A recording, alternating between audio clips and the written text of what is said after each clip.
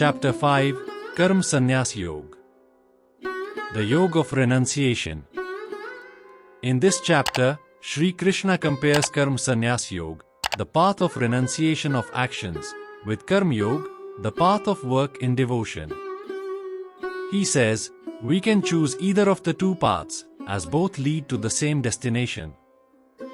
However, he explains that the renunciation of actions is rather challenging and can only be performed flawlessly by those whose minds are adequately pure. Purification of the mind can be achieved only by working in devotion. Therefore, Karma Yoga is a more appropriate path for the majority of humankind. The Karma Yogis with a purified intellect perform their worldly duties without any attachment to its fruit. They dedicate all their works and its results to God. Just as a lotus leaf that floats on water does not get wet, the Karma Yogis also remain unaffected by sin. They are aware that the soul resides within the body that is like a city with 9 gates. Therefore, they do not consider themselves to be the doer nor the enjoyer of their actions. Endowed with the vision of equality, they look equally upon a Brahman, a cow, an elephant, a dog, and a dog-eater. Seated in the absolute truth, such truly learned people develop flawless qualities similar to God. The ignorant worldly people do not realize that the pleasures they strive to relish from their sense objects are the very source of their misery. However, the Karma Yogis do not get any joy from such worldly pleasures. Instead, they enjoy the bliss of God, who resides inside them. Lord Sri Krishna then describes Karma Sannyas Yoga, or the path of renunciation. He says that the Karma Sannyasi control their mind, intellect, and senses by performing several austerities. By shutting out all their thoughts of external pleasures, they become free from fear, desire, and anger. And by including devotion to God in all their austerities, they attain long-lasting peace. Arjun said, O Sri Krishna, you praised Karma Sannyas, the path of renunciation of actions, and you also advised to do Karma Yoga, work with devotion. Please tell me decisively which of the two is more beneficial. The Supreme Lord said, both the path of Karma Sannyas, renunciation of actions, and Karma Yoga, working in devotion, lead to the supreme goal. But Karma Yoga is superior to Karma Sannyas. The Karma Yogis, who neither desire nor hate anything, should be considered always renounced. Free from all dualities, they are easily liberated from the bonds of material energy. Only the ignorant speak of Sankhya, renunciation of actions, or Karma Sannyas, and Karma Yoga, work in devotion, as different. Those who are truly learned say that by applying ourselves to any one of these paths, we can achieve the results of both. The supreme state that is attained by means of Karma Sannyas is also attained by working in devotion. Hence, those who see Karma Sannyas and Karma Yoga to be identical, truly see things as they are. Perfect renunciation, Karma Sannyas, is difficult to attain without performing work in devotion, Karma Yoga, O mighty armed Arjun, but the sage who is adept in Karma Yoga quickly attains the supreme. The Karma Yogis, who are of purified intellect, and who control the mind and senses, see the soul of all souls in every living being. Though performing all kinds of actions, they are never entangled.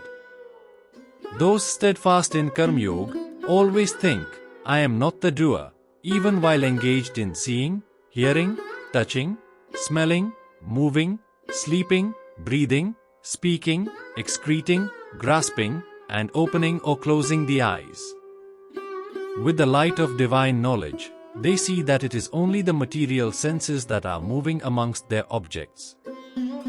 Those who dedicate their actions to God, abandoning all attachment, remain untouched by sin, just as a lotus leaf is untouched by water.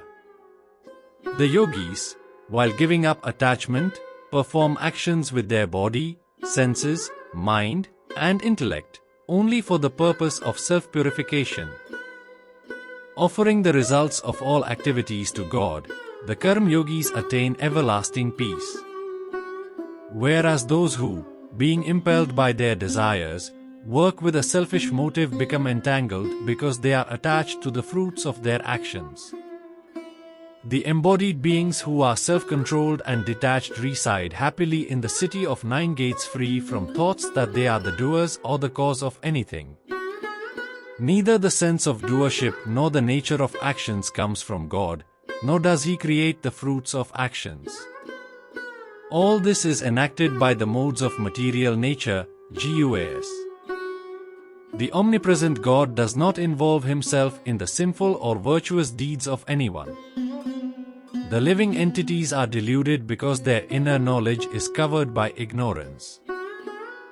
But for those whose ignorance is destroyed by divine knowledge, the Supreme Entity is revealed, just as the sun illumines everything when it rises. Those whose intellect is fixed in God, who are completely absorbed in God, with firm faith in Him as the supreme goal, such persons quickly reach the state from which there is no return, their sins having been dispelled by the light of knowledge. The truly learned, with the eyes of divine knowledge, see with equal vision a Brahman, a cow, an elephant, a dog, and a dog-eater. Those whose minds are established in equality of vision conquer the cycle of birth and death in this very life. They possess the flawless qualities of God, and are therefore seated in the absolute truth.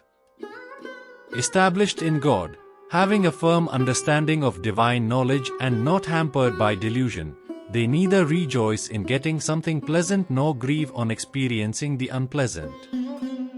Those who are not attached to external sense pleasures realize divine bliss in the self.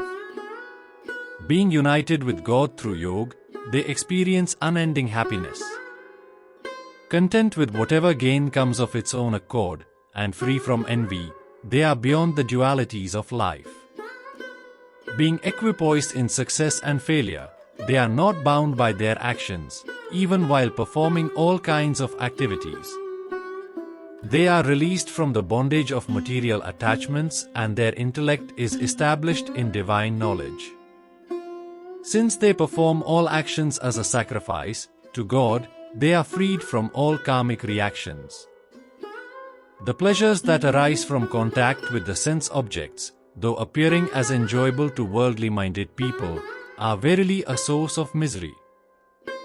O son of Kunti, such pleasures have a beginning and an end, so the wise do not delight in them. Yogis, who before giving up the body are able to check the forces of desire and anger, and they alone are happy. Those who are happy within themselves, enjoying the delight of God within, and are illumined by the inner light, such yogis are united with the Lord and are liberated from material existence.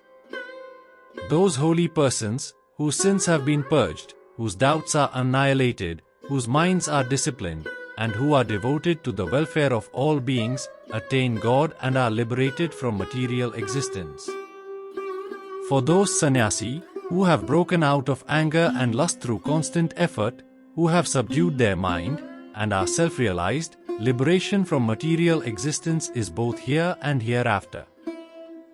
Shutting out all thoughts of external enjoyment, with the gaze fixed on the space between the eyebrows, equalizing the flow of the incoming and outgoing breath in the nostrils, and thus controlling the senses, mind, and intellect, the sage who becomes free from desire and fear always lives in freedom.